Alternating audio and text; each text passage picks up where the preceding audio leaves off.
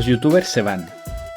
Cuando se decía que los impuestos altos no solo alejan la inversión extranjera, sino que expulsan la propia, quien nunca había jugado al póker con dinero respondía que eso no iba a pasar.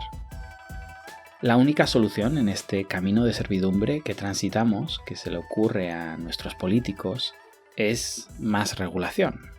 Sancionarlos, colocarles un muro, o si nada de esto funciona, lapidarlos públicamente, intentando al menos destrozar su economía. El siguiente se lo pensará mejor. Es el "la maté porque era mía" tan habitual cuando alguien intenta abandonarnos en nuestros días. Incidir en el infierno fiscal en lugar de intentar salirnos del manual básico del siglo XIX y aportar algo diferente a una realidad que es muy nueva. Félix Nogueiras, un patrono del Lejano Oeste, me decía en una de nuestras charlas que había empresarios formidables a los que el siglo XXI se les está haciendo ya un poquito largo. Pues lo mismo aplicadlo a los políticos que ya vivían de esto en el siglo XX y solo conocen las medidas que aplicaríamos en los años 80. A unos les molestan los youtubers, pero también Uber, Airbnb, Deliveroo, Amazon. Todo lo que no entiendo me molesta. Te lo suele decir alguien que por norma general no entiende de nada. Nunca trabajaron y el último salto tecnológico que comprendieron fue el interfono. Los otros no son mejores, ¿eh? Les incomoda la inmigración, la diversidad, la libertad de expresión, la eutanasia, que se investigue a la realeza. ¡Qué calamidad! La democracia era esto. Elegir entre uno de esos dos bloques y, lo que es peor, estar rodeado de amigos y familiares que se pasan el día vendiéndote las virtudes de los suyos. El trabajo remoto, la solución que encontró el ser humano al confinamiento al que le condenó la ineptitud gubernamental, hay que regularlo. En Argentina han hecho un desastre de ley para poder seguir llevándose su parte. ¿Qué hay de lo mío? Siempre pregunta ese socio de tu empresa que no aporta en tiempos de crisis, desaparece si todo va mal, pero se lleva una buena tajada si conseguiste superar todas las adversidades. Estos, que no saben que algunos llevamos décadas trabajando en remoto, se enteran de que las cosas existen cuando calculan cuánto podrían sacar si agregaran un impuesto más. Pero algunos va y se marchan. ¿Serán antipatriotas? ¿Dónde estudian economía las personas que aún no se han dado cuenta que el dinero se mueve por incentivos? Que las empresas no tienen bandera, ni partido político, ni ideología. ¿Aún no saben esto? ¿O lo saben y ya contaban con que alguno se iría y lo podrían utilizar para movilizar a sus bases en esa lapidación que comentaba? La verdad es que no les otorgo tanta malicia. Principio de Hanlon: nunca atribuyas a la maldad lo que pueda ser explicado por la estupidez. Cuando atraemos inversión extranjera, porque colocamos unas condiciones preferentes o porque de serie tenemos unas condiciones preferentes, yo qué sé, 300 días de sol al año, ¿estamos pensando que ese empresario que viene cuando a nosotros nos interesa está traicionando a su país? ¿Está faltando a su patriotismo? ¿Es un ser despreciable? No sé, más allá de su dinero, quizá no queremos a ese tipo de personas en España. ¿Se entiende el concepto? Un mundo interconectado, al menos en el mundo en el que yo quiero vivir, cuentan más los intercambios voluntarios que las rayitas imaginarias en los mapas. Por eso yo me he podido ir y vivir la vida que yo quería vivir. Y me parece tan respetable el que decide quedarse porque adora su ciudad o su municipio, como el alemán que vino a retirarse a Alicante. No me parece un traidor a su patria, que viva con su paguita alemana, gastando y contribuyendo con sus impuestos en España y se vuelva a su país cuando le interese. Podemos buscar más ejemplos extremos, y este no es equivalente, porque los youtubers son lo peor. Florentino hizo en su día una ley a medida para que sus galácticos pudieran pagar menos impuestos y les interesara venir a España.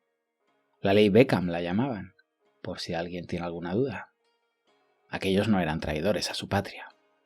Venían a España, por supuesto, porque como aquí no se vive en ningún lado. Antes de aquella ley, sin embargo, parecía que había más lados. En fin, dejo el fútbol, que con la política ya me basto para herir sensibilidades y no me quiero quedar solo. La idea es que valoremos que hay personas que se van por razones que nos podrían parecer injustas y hay otras que llegan, nos aportan, y a esas no las juzgamos poniendo en duda sus valores, su patriotismo o el amor a su bandera.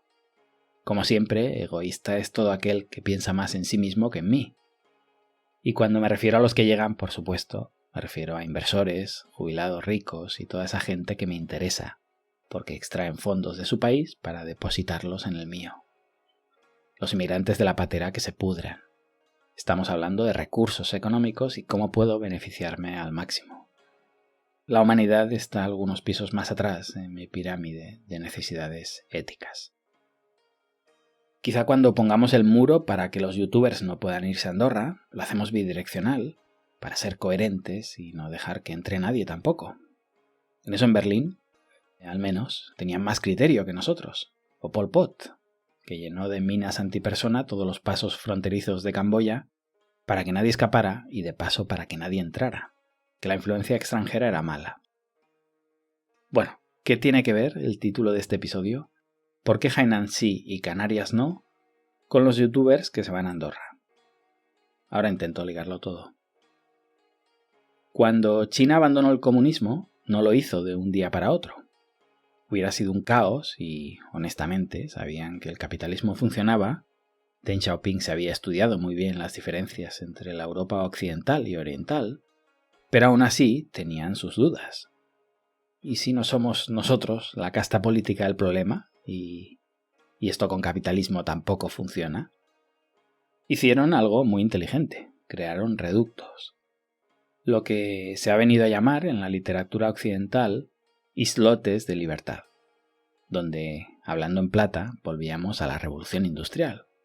Volvíamos desde nuestro prisma, claro, desde un occidente acomodado que había pasado por esto 200 años antes.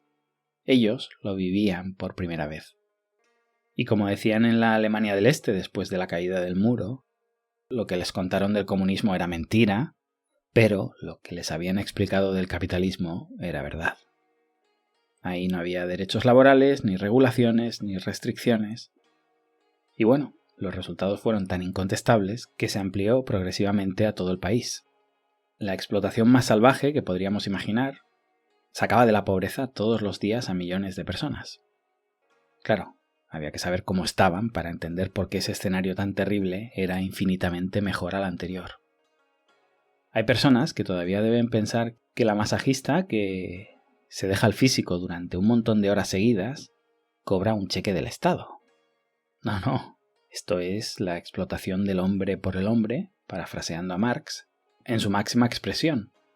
La diferencia es que esa masajista, con este sistema tan perverso, puede pagarle estudios a sus hijos e irse a Tailandia de vacaciones, y hace 40 años se prostituía por un bol de arroz. Un día os contaré la historia de una persona muy cercana a mí. Era el contable de una plantación de té cuando todo era del Estado. Y no sabéis lo que podían llegar a hacer las empleadas de la plantación por mejorar mínimamente su posición. Y lo peor no es solo lo que hacían ellas. Lo peor es lo que podían llegar a hacer ellos, los hombres, por ganarse su favor. Historias para no dormir que quedarán enterradas cuando esa generación desaparezca, porque no suelen explicarlas, no las escucharás jamás en una conversación sobre lo mal que estaba todo económicamente. Miran para adelante siempre. Solo te enteras en discusiones paralelas, en rencillas familiares, cuando se empiezan a sacar los trapos sucios. En fin, por suerte, un día todo cambió y hubo una generación de políticos que consiguió dar un volantazo cuando parecía imposible hacerlo. Centrémonos en la idea de los islotes de libertad. China ha ido repitiendo ese formato en diferentes momentos. Es cierto que aunque siempre digo que China no es un país comunista que se va abriendo, sino un país capitalista que se va cerrando, es decir, ha pasado su revolución industrial y en ese paralelismo histórico está de camino, muy lejos todavía, de la Europa de finales del siglo XX, rumbo a lo que tenemos aproximadamente en los estados socialistas europeos. Pero desde un punto de vista económico, quien no se quiera quedar en un análisis de zancada corta y le interese profundizar más, Hay cierto desequilibrio en la economía china, al menos desde la forma en la que la medimos en Occidente, que me parece errónea, pero es la que tenemos. El peso del Estado sobre el PIB en China es mucho más bajo que en las economías europeas, extraordinariamente más bajo que las que imaginamos como las más socialistas, muy inferior a España y casi la mitad que Francia. Siempre lo destaco en esa discusión de etiquetados caducos. Para que os hagáis una idea, en términos per cápita, en España el Estado gasta 11.000 euros por habitante, en China 3.000, 4 veces menos. Os dejo como siempre los links en las notas. Pero es que hace 20 años el peso del Estado chino era inexistente. El gasto era de 122 euros por habitante. Es decir, 47 veces menos que la España de aquella época. La España de Aznar, tampoco os penséis que era el paraíso del socialismo. Esto es importante destacarlo porque hay como un borrado de memoria general de cómo China ha llegado hasta aquí y te pasan de Mao a la China actual sin estudiar mínimamente los 40 años de reformas económicas. Un gobierno, con todo lo que queráis como crítica, que fue lo suficientemente inteligente como para dar un paso al lado y dejar que la economía de mercado fluyera. Aún así, si volvemos al hoy, bajo mi criterio, más de un 30% de peso sobre PIB de un Estado que ofrece unos servicios sociales mínimos es muy peligroso. Siempre digo que China y Estados Unidos se parecen más de lo que les gustaría a unos y otros, y es cierto que China ha destinado históricamente, desde que se liberalizó la economía, ingentes cantidades de dinero a defensa, su carrera aeroespacial, subvenciones al sector privado, en fin, nada que ver con lo que nos cuentan en la tele. Lo cierto es que cada avance social se lo ha pensado muy mucho. Por eso están tan lejos de los países socialistas europeos, porque no quieren verse en estados impagables como los que tenemos en Europa. Tienen claro que las cuentas públicas se deben cuadrar y uno no puede vivir endeudándose perpetuamente. De hecho, históricamente han preferido ajustarse el cinturón y prestar dinero a otros países que pedir prestado. Tenéis un episodio donde hablé de la deuda china. Básicamente lo que quiero decir es que cuando en China piensan en el sistema jubilatorio europeo o en programas sociales como los que disfrutamos en Europa, pisan el freno y van muy poquito a poco porque no quieren ni necesitan hipotecar su futuro para comprar 4 votos en las próximas elecciones. ¿Estás defendiendo a la dictadura china? Sé que los que me escucháis estáis por encima de soflamas básicas. Os estoy explicando la realidad de donde vivo. Fijaos que para mantener un estado de más del 30% del PIB ya hacen falta impuestos. Es decir, si 3 de cada 10 euros me los gasto en mis cositas, los otros 7 deben ser muy productivos. Si nos damos un paseo por Europa, Francia es al revés. 6 de cada 10 euros los distribuye el burócrata de turno y hay 4 que tienen que generar sus 4 y los otros 6. Y la escalada de violencia y decadencia francesa no parece tender a ajustarse el cinturón y todo eso, sino a quitarle más a esos 4 y ampliar el reparto discrecional de los 6. En realidad la tendencia mundial es cierto que parece ir a más sector público. Honestamente me gustaría ver a políticos en sus mítines orgullosos de bajar el monto total destinado a la prestación por desempleo, o orgullosos de reducir el número de comedores en los barrios más desfavorecidos. El éxito debería ser que cada vez hicieran falta menos de estos subsidios. Pero nos hemos acostumbrado a lo contrario. El éxito de un político es decirte que va a destinar más dinero a subsidiar la pobreza. Y te lo cuentan como si lo pagara él. O alternativamente los ricos. Más de la mitad de los votantes dejaron de apostar por sacar al pobre de la pobreza y se conforman con hacer la vida del pobre llevable. Ya renunciamos a que el enfermo salga del hospital, le prometemos que le asignaremos la mejor máquina de respiración posible para que pase el resto de su vida enganchado a ella, sabiendo que su político preferido consiguió que la pagara un rico. Como digo, China va en la misma línea, pero mirando con lupa cada yuan gastado. También les gusta, claro, salir en la prensa a decir que se ha neutralizado el último reducto de pobreza extrema. Obviamente son políticos, pero ellos no tienen que hacerlo para ganarse la aprobación popular o triunfar en las próximas elecciones. Lo hacen, o bien por principios, si queréis verlo así, o bien porque han caído en esa batalla propagandística a la que te empuja Occidente día sí día también, llenando la prensa de noticias anti-China.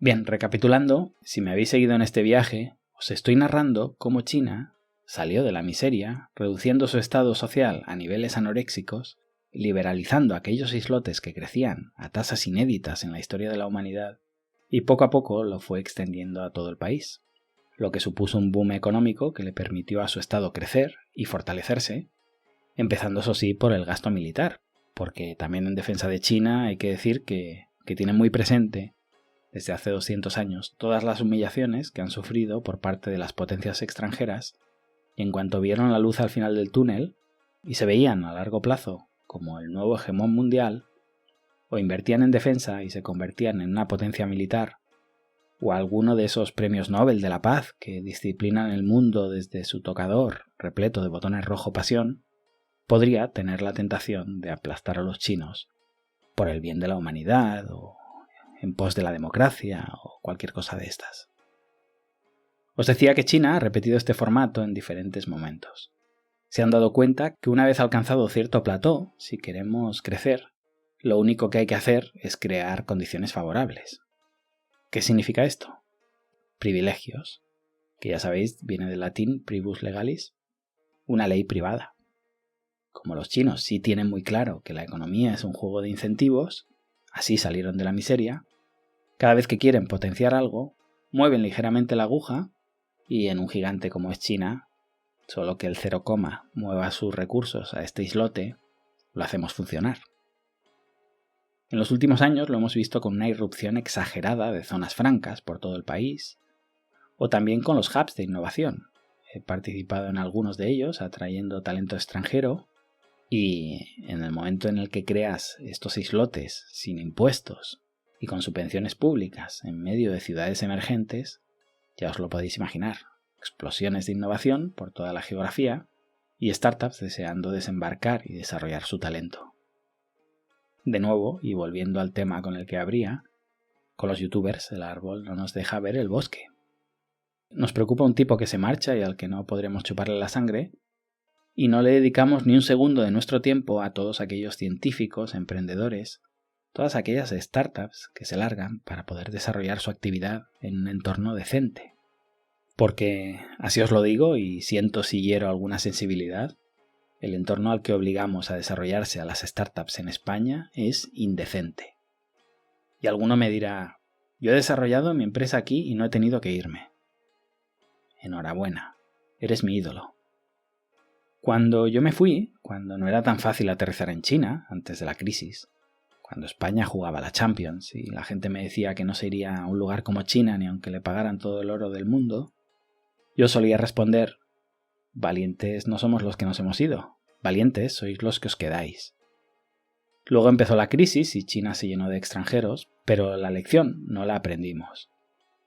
Que Europa es un zombi, un muerto que aún se mueve de forma torpe, como pollo sin cabeza, porque no sabe que está muerto, es muy fácil decirlo ahora. Antes de la crisis, tomarse el tiempo de analizar mínimamente dónde se estaba potenciando el progreso y dónde se había caído en la condescendencia, era poco menos que blasfemar. Y en este discurso estamos 4. Hay quien te llama de todo si dudas de la todopoderosa Europa, porque la deben ver algo así como un lugar emergente lleno de pasión y de oportunidades. Como decía Keynes, no hay nada peor que un mal soportable. En cuanto en China descubrieron que el mal era ya insoportable, cambiaron.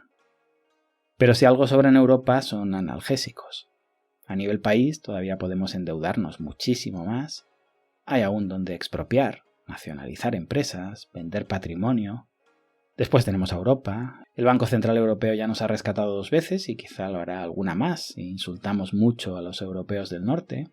Y después tenemos a China y a Estados Unidos, que en un escenario apocalíptico, que no se va a dar seguro, ya sabéis, tardarían en dejar caer a Europa por su propio interés, porque somos uno de sus mercados prioritarios y en el peor de los casos porque les servimos al que vaya segundo, sea quien sea, como ayuda para nivelar el peso del que domina el tablero en cada momento. Como veis, un plan sin fisuras. Una hoja de ruta, la de Europa, envidiable. ¿Qué podría salir mal? En el episodio 90, uno de mis favoritos entre los que he lanzado, os hablé de cómo hacer un plan a 10, 20 o 30 años vista si no tuviéramos políticos bisiésticos. Un plan B por si en algún momento algo va mal, que parece la opción más probable, pero aunque fuera remota. Quizá fui demasiado pretencioso pensando que un político europeo pueda pensar más allá de lo que dura su contrato. El problema en Europa no es que no tenga un plan B, el problema es que no tiene plan A. Y volviendo a China, os decía, tiene muy claro que con los impuestos actuales, el estado actual, ya no genera esa atracción de capitales tan brutal como antaño, y como son perfectamente conscientes, cada vez que tienen una necesidad, inventan un privus legalis y rompen la baraja. Algo sensacional de los chinos es que nunca se han quejado de que Hong Kong, Macao o Singapur jueguen con ventaja, sean un paraíso fiscal o nada de eso. Como mínimo, esta generación de políticos y ciudadanos no lo hace. Ya veremos la siguiente. De momento tienen muy claro que cada uno juega con sus cartas y cada uno es responsable de su forma de jugar. Decía en un tuit hace unos días que en Irlanda se quejan de que Hong Kong es un paraíso fiscal y habría que erradicarlo. En Madrid los ves diciendo lo mismo sobre Irlanda. En otras comunidades de España te dicen lo mismo sobre Madrid. Y al final, de cada 4 ciudadanos de a pie quejándose de Madrid, 3 piden facturas sin IVA y el otro aprovecha cuando va a Andorra o a Gibraltar para comprar todo lo que puede, compra en AliExpress, ahorrándose los impuestos, o en los duty free del aeropuerto, porque les encanta saltarse sus duties. Y actúan así porque eludir es lo mismo que evadir cuando lo hace el otro, pero lo que hacen ellos es otra cosa. Bien, quedémonos con que los chinos no se dedican a juzgar permanentemente la moralidad de los demás. Si mis cremas son más baratas en Hong Kong, me voy a Hong Kong. Si mi bolso de Prada es más barato en Madrid, me voy a Madrid. Y en España ahora hacemos cuentas de todo lo que no le venderemos a los chinos que no vendrán durante su año nuevo por culpa de la pandemia. El discurso coherente sería llamar a estos chinos antipatriotas por venir a España a comprar bolsos y relojes y no hacerlo en su país y contribuir a su limitado estado de bienestar. Pensad también que cuando hablamos de consumo de proximidad, para favorecer a la industria local, en China también podrían limitarse al turismo interno, pero si todos los países cayéramos en una endogamia consumista y los BMWs que se producen en Alemania solo se vendieran en Alemania y los turistas que recibe España solo fueran españoles, Europa no dura ni 3/4 de hora. Todos estos mensajes, repletos de intereses, por saludables que parezcan, nos devuelven a la Edad Media. Es otro debate, pero lo dejo aquí.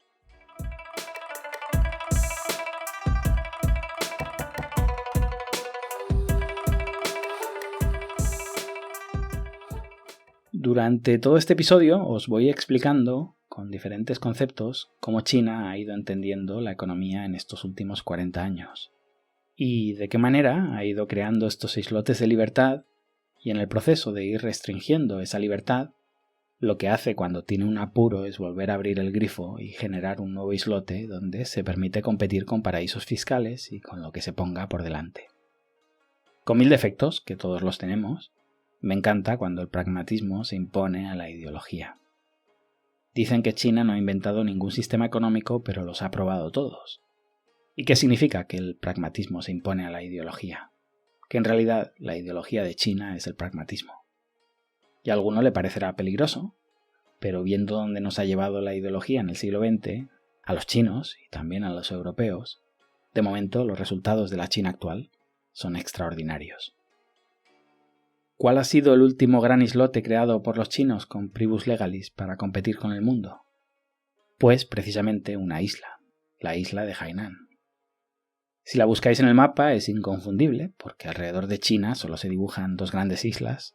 Si localizáis Shanghái en el mapa y bajáis la vista bordeando la costa, encontráis Taiwán, y si seguís bajando antes de llegar a Vietnam, daréis con Hainan. Hainan es un pequeño paraíso para los chinos, la llamaban la Hawái de Asia. Creo que un episodio solo para Hainan sería aburrido, aunque también tiene su atractivo, momentos en los que ha sido lugar de destierro de gentes caídas en desgracia, típico de las islas. Pero por haceros un resumen en pocas frases, es una isla de hecho son varias, pero quedémonos en la isla madre, que vive del turismo con 2 grandes núcleos. En el suroeste está Sanya, o Sanya, que es como lo conocen los extranjeros. Es el lugar más turístico de China a nivel playa, repleto de lujo y un lugar de precios bastante prohibitivos, hasta el punto que resulta más barato para un chino pasar sus vacaciones en Tailandia que en Sanya. El segundo punto de interés en la isla es su casi desconocida capital, Haikou, una de mis ciudades favoritas de China, que pocos extranjeros visitan y todavía menos chinos. Fue uno de los primeros lugares en los que aterricé buscando cáscaras de coco en mi primer viaje a China. Me gustó tanto por su sencillez, su calma, su ritmo de vida, que durante años, mientras todos mis amigos pasaban sus vacaciones en Sanya, yo prefería irme a Haikou. Un día descubrí que era la capital con menos densidad de población de China y entendí de dónde sacaba esa percepción mía. Como os explico siempre, me gusta, más allá de las estadísticas, validar la realidad con vivencias en primera persona. Empirismo puro para que no me maquillen la información. Y de la capital de Hainan, hace 15 años, había muy poca. Curiosamente, imagino un sesgo que tengo sobrevalorando el turismo, llegas a un lugar como Sanya y ves las mejores cadenas hoteleras del mundo y a la mayoría de billonarios chinos que o bien no tienen pasaporte o bien no hablan inglés o ambas cosas, pasando sus festivos allí, y dices, Hainan debe ser de las provincias más ricas de China. Y no, si nos fiamos de las cifras, que esa es otra, es en realidad una de las provincias más pobres. Como siempre repito, coged con pinzas los datos del PIB per cápita, etc. Quedaos con que no sería de las provincias que lideran la economía china. Y en este sentido me recuerda mucho a las Islas Canarias. Cuando yo era pequeño siempre pensé que las Canarias formaban parte de las comunidades más ricas. Hasta que no vi un mapa del PIB por región por primera vez, no descubrí que en realidad no era así. Me informé sobre las dificultades que tenía, las leyes especiales que también imperan allí, pero desde la distancia te lo miras y dices, ¿qué puede ir mal? Lo tienen todo. Un lugar paradisíaco en el continente africano con jurisdicción europea. No se puede tener una ventaja comparativa más definitiva. El caso es que el gobierno chino se ha propuesto poner a Hainan en primera línea mundial. Veremos si lo consigue. En estos últimos años esos islotes no se han hecho tanto desde la idea de crear un marco favorable, quitarnos de en medio y dejar que la mano invisible haga su magia, sino dirigiendo qué sector y cómo quiero que crezcan las cosas. Bajo mi criterio es menos efectivo, pero hoy en día ya el presupuesto chino es tan potente que es difícil que no arrastre resultados destacables.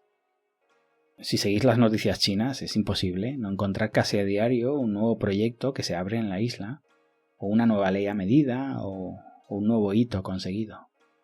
Miles de millones de dólares todos los días que desembarcan en la isla para su puesta a punto.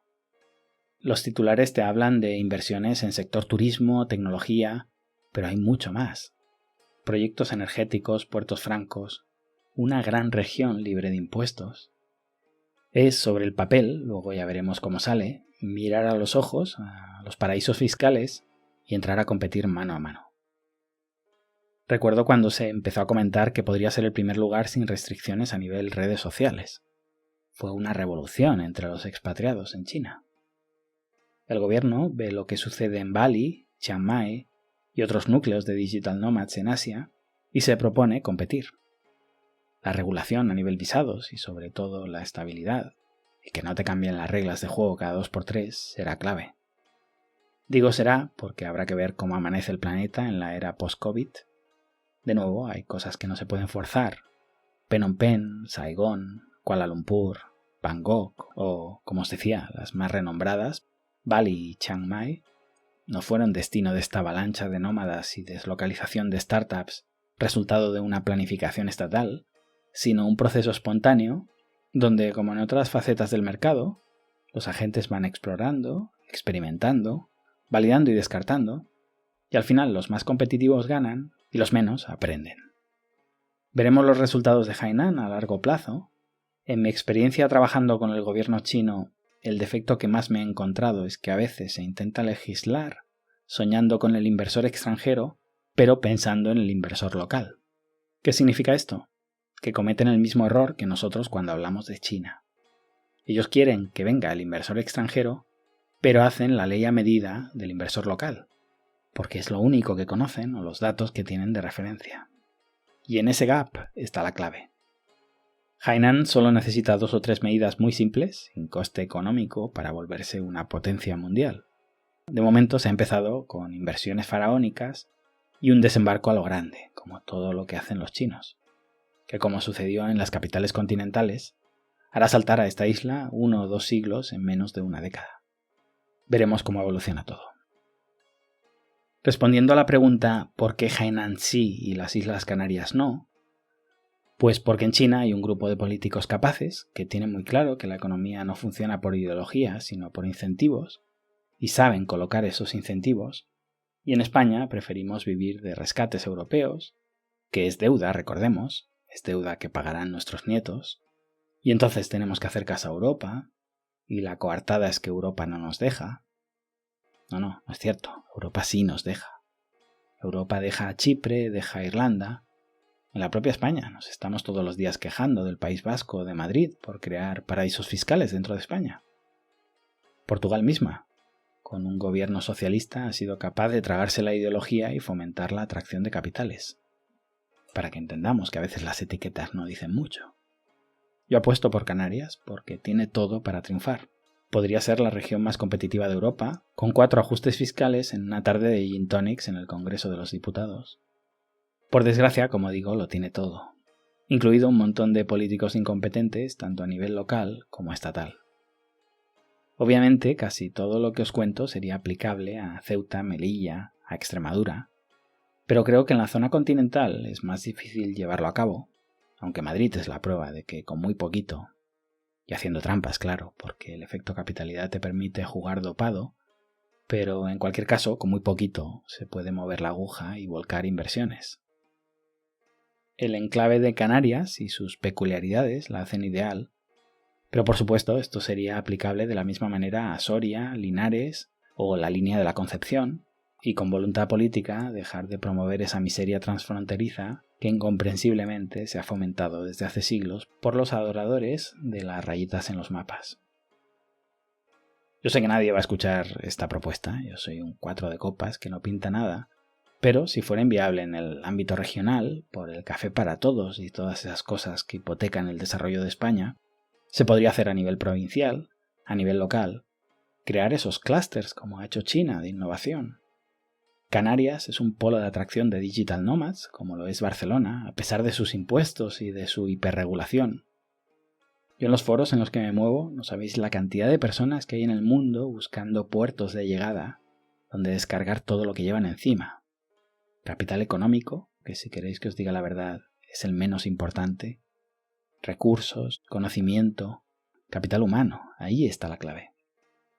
Y piden muy poco. Piden buen clima, precios económicos, conectividad, que no los muelan a palos a nivel fiscal.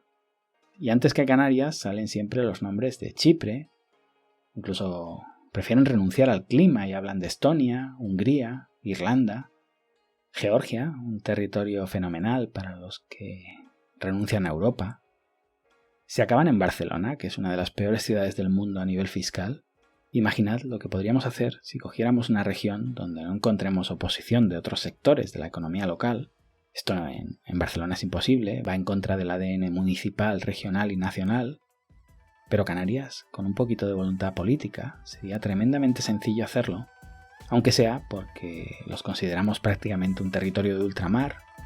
No todo el mundo, lo sé, pero a veces da auténtica vergüenza.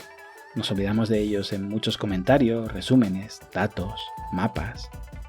Aunque fuera por una vez utilizar esa singularidad para darles una ventaja única. No competiría con el resto de comunidades, sobre todo competiría con el mundo. Su excepcionalidad geográfica debería ser algo que permitiera negociar con Europa vendiendo nuestros votos por una vez en la vida para conseguir algo.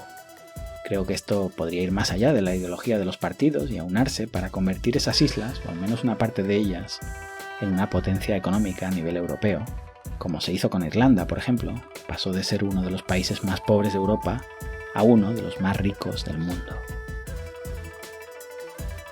Hasta aquí.